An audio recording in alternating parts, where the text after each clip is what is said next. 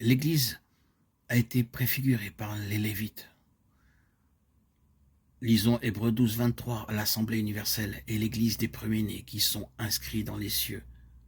Le point exprimé ici par les premiers-nés est cette place de Dieu. Il représente les droits de Dieu. La pensée, l'idée des premiers-nés était présente dans tous les domaines de la vie du peuple d'Israël. Cela commençait avec les premiers-nés de la famille et s'étendait du menu et gros bétail à la terre, de manière que tous les premiers fruits de l'ensemble de leur travail, de la terre et de la vigne étaient réclamés par Dieu et devaient être apportés dans la présence de Dieu avant que quoi que ce soit puisse être pris.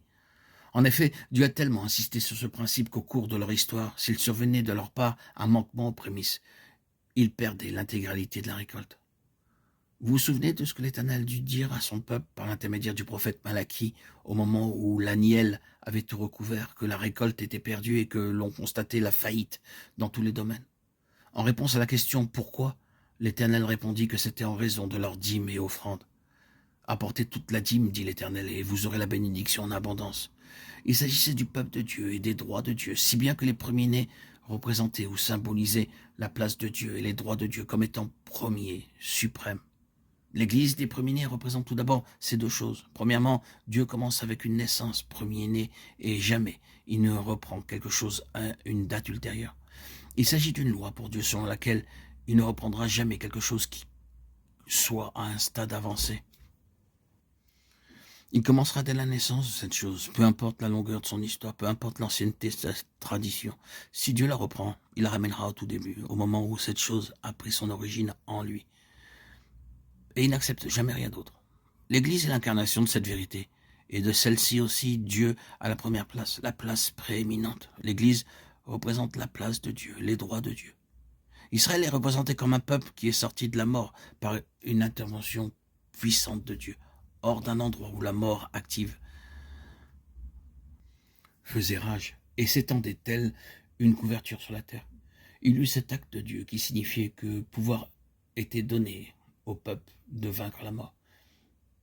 Il y avait ceci de Dieu en eux, qui mettait en échec et au défi l'autre, une œuvre ultime de mort. Et ils sont considérés comme un peuple qui a été dans la mort et qui en a été retiré dans la résurrection.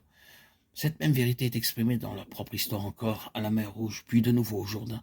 À chaque étape, cela fut fondamental dans leur vie. Dès sa création, il est un peuple sorti pour Dieu et pour tout ce qui est de Dieu. Tout, dans les étapes de l'Égypte à la terre, est basé sur la grande vérité de mort et de résurrection. Remarquez-le dans l'exemple du Seigneur Jésus, alors que par naissance il est le Fils de Dieu. Nous avons cette attestation précise sur lui à la résurrection. Déclaré Fils de Dieu avec puissance selon l'esprit de sainteté par la résurrection d'entre les morts. Romains 1, 4. Dieu l'a ressuscité des morts. Acte 13, 30. Tu es mon Fils, je t'ai engendré aujourd'hui. Acte 13, 33. Engendré de nouveau d'entre les morts et déclaré de manière particulière le Fils de Dieu. Si bien qu'en ce qui concerne les premiers-nés, que ce soit dans la forme préfigurée dans l'Ancien Testament ou l'antitype de Christ, ou dans l'Église qui est une expression corporative de Christ, ce principe est à la base de tout. Les premiers-nés sont constamment dans la mort et la résurrection. Ensuite, l'Église des premiers-nés est l'incarnation de cette vérité de mort et de résurrection, ou du pouvoir de la vie qui triomphe de la mort.